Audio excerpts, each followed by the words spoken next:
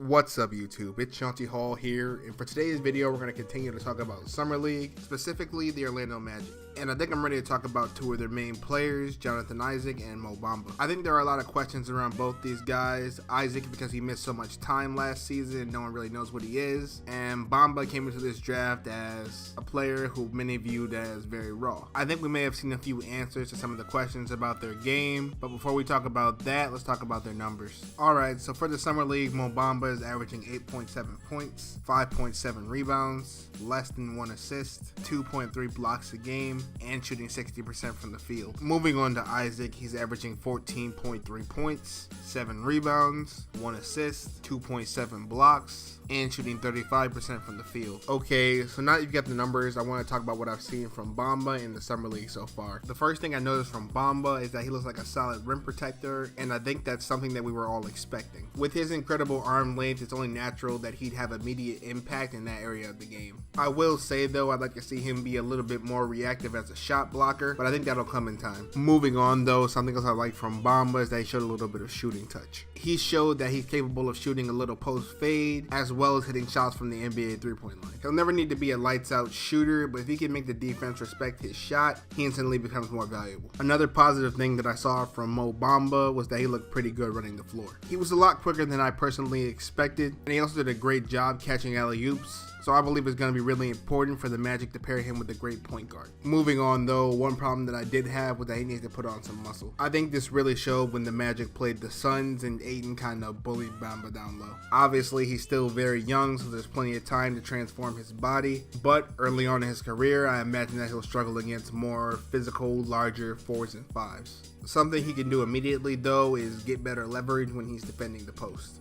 because right now he's so high it makes it easier for the offensive player to push him back. Something else I think Bamba could improve at is setting screens. He needs to be more physical setting them. Not only would it help his team, but in pick and pop situations it would help free him up a lot more. Also, if the Magic are running a pick and roll, Bamba needs to learn how to roll much harder to the basket. It'll free him up a lot more for some easier shots near the rim. But that's really all I had to say about Bamba, so let's move on to Jonathan Isaac.